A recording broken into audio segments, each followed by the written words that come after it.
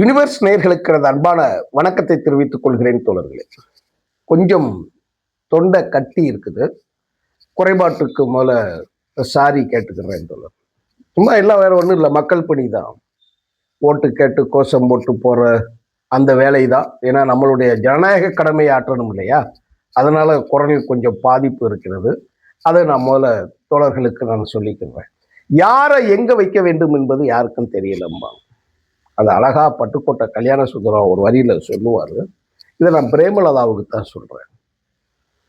பிரேமலதா விஜயகாந்த் தேசிய முற்போக்கு திராவிடர் கழகம், அந்த கட்சி விஜயகாந்தின் மறைவுக்கு பிறகு, ஆனால் மறைவுக்கு பிறகு அதை புதைகுழியில் இருப்பதை தோண்டி எடுத்து வெளியே கொண்டு வந்ததோட விளைவு என்னன்னா, இந்த தேர்தலில் இந்த பேசுறேன் பார்த்தீங்களா, தொண்டை கட்டி போய் எங்களை போன்ற ஆள்களோட உழைப்புகள் எல்லாம் உறிஞ்சப்படுகிறது. அதைத்தான் நான் சொல்றேன்.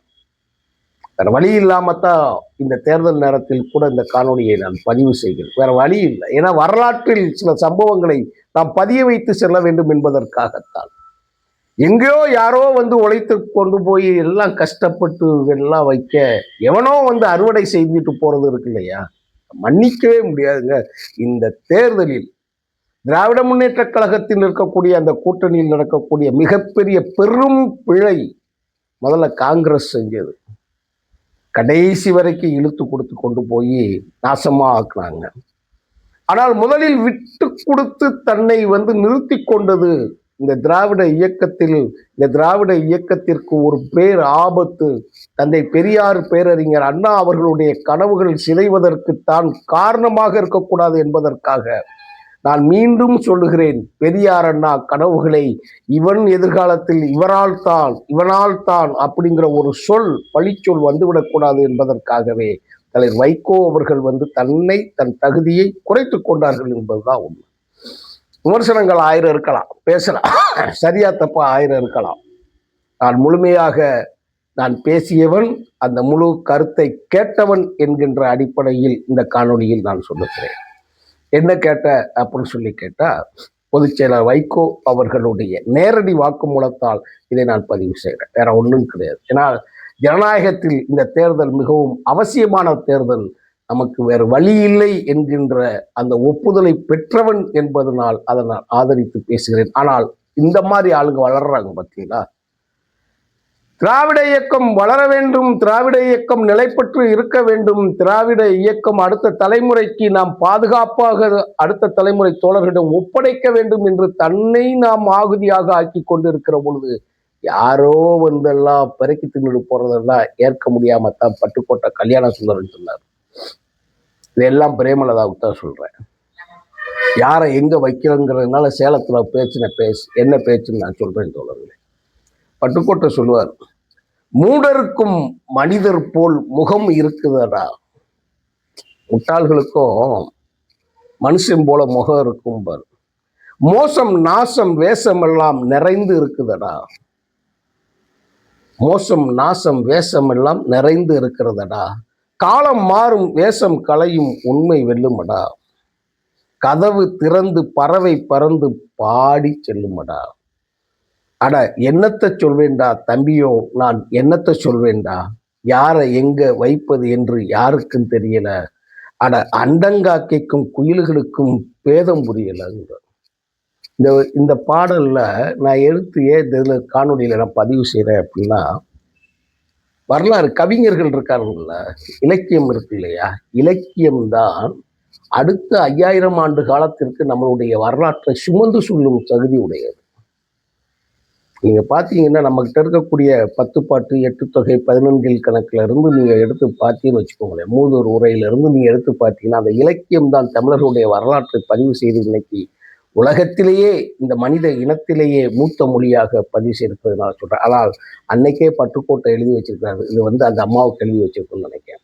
மூடருக்கும் மனிதனுக்கும் வித்தியாசம் தெரியல, மோசம் நாசம் வேஷமெல்லாம் நிறைந்திருக்கு, காலம் மாறும் வேஷங்களையும். அடுத்த வரி ரொம்ப முக்கியம், கதவு திறந்து பறவை பறந்து பாடி செல்லுமடா. இதை படிக்கும்போது எனக்கு அந்த ஞாபகம் தான் வருது. அதான் அவர் சொன்னார், உண்மை ஒரு நாள் வெளியாகும், உள்ளங்கள் எல்லாம் தெளிவாகும் சொல்லி சொன்னார். பாவேந்தர் சொன்னார். இவர்களெல்லாம் எதிர்கால அந்த சந்ததி அவர்கள் காலத்தில் இருக்கக்கூடிய அந்த நேரடி பார்த்த காட்சிகளோட விளைவு கவிஞன் தன்னுடைய அறச்சொல்லால் பதிவு செய்து வச்சிருப்பது தான் இந்த கவிதைகள் எல்லாமே. சேலத்துல பிரேமலதாவை கொண்டு வந்து முதலமைச்சரோட மேடையில உட்கார வச்சிட்டாங்க. பிரச்சாரத்துக்கு போயிட்டாங்க. நிலை கொள்ள முடியல. ஒரு ராஜ்யசபா உறுப்பினர், 10 எம்எல்ஏ, வேறு பல, அதெல்லாம் வேண்டாம், அது எல்லாமே. இதை இந்த தமிழ்நாடு நன்றாக இருக்க வேண்டும், இந்த தமிழ் நிலம் நன்றாக இருக்க வேண்டும் என்று நினைக்கின்ற யாருமே ஏற்றுக்கொள்ளவில்லை. அதுதான் ஒரு முக்கியம். அதோட விளைவுதான் முதலமைச்சரை வச்சுக்கிட்டே சொல்றா, தமிழ்நாட்டில் ஒரு 2 பிரச்சனை இருக்கு. என்ன பிரச்சனை? என்ன பாலியல் தொந்தரவு இருக்கு அங்க, எல்லாம் தமிழ்நாட்டுக்குள்ள கற்பழிப்புகள் அது இதுன்னு பிரச்சனைகள் இருந்துட்டு இருக்கு. அடுத்து இந்த போதை கஞ்சாக்கள் பரவுது. இந்த 2 தவிர வேற என்ன தமிழ்நாட்டுல குறைய கண்டீங்கன்னு கேட்கும். எங்க மேடையில, பிரச்சார மேடையில யார் என்ன பேசுறா? கூட்டணி கட்சியில் நீங்கள் 3ஆம் இடத்தில் தரத்தில் வைத்திருக்கக்கூடிய ஒரு தலைவர், பெண்ணுங்கிறத விட்டுருங்க, ஒரு கட்சியோட தலைவர் என்ன ஒப்புதல் வாக்குமூலம் கொடுக்கிறாரு?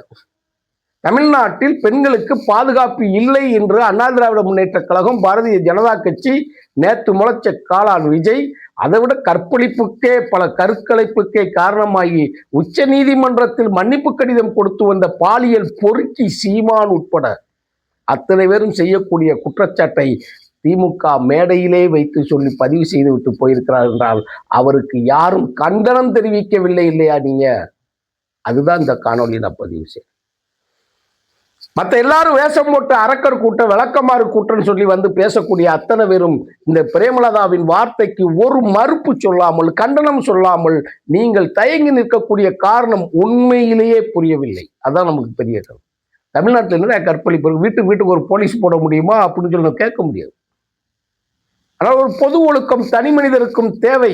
சட்டத்தின் பால் இருக்கக்கூடிய காவல்துறையில் சில குறைபாடுகள் இருக்கிறது. அதை நேரடி சாட்சி நானே இருக்கிறது, என்கிட்ட 1000 சாட்சி இருக்கு.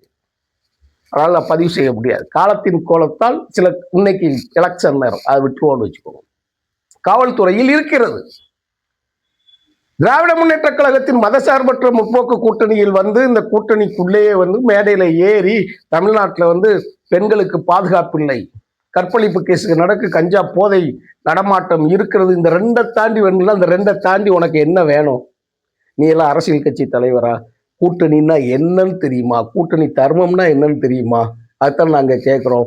இதை வந்து பார்த்துக்கிட்டு இருக்கக்கூடிய யாராவது கண்களுக்கு சென்றால் எந்த தோழர்களும் கோபித்துக் கொள்ளக்கூடாது. எனக்கு யார் அதிக சீட்டு தருவார்களோ, யாரு அதிகமாக மேற்படி அந்த ஸ்வீட் பாக்ஸ்ன்னு சொல்லுவாங்க, அதுகளில் தருவாங்களோ அவங்களோட தான் கூட்டணி. வெட்கம் இல்லாமல் பேசிய வெட்கங்கட்ட பெண்மணிக்கு அள்ளி கொடுத்ததோட விளைவுதான் முதலமைச்சர் தலைகுனிந்து உட்கார்ந்து இருக்கக்கூடிய. நாங்கள் ரொம்ப கௌரவப்பட்டு இருக்கிறோம். நாங்கள் தோற்றாலும் பரவாயில்லை, பின்வாங்கினாலும் பரவாயில்லை, இந்த இனத்திற்காகவும் மொழிக்காகவும் இந்த நிலத்திற்காகவும் நாங்கள் பின்னே சென்றோம் என்கின்ற பெருமை எங்களுக்கு இருக்கும். வரலாறு எங்களை எழுதி செல்லும். வசைபாடுபவர்கள், தூற்றுபவர்கள் தூற்றிக் கொண்டுதான் இருப்பார்கள், வசவாளர்கள் வாழ்க என்று சொன்னார் அண்ணா.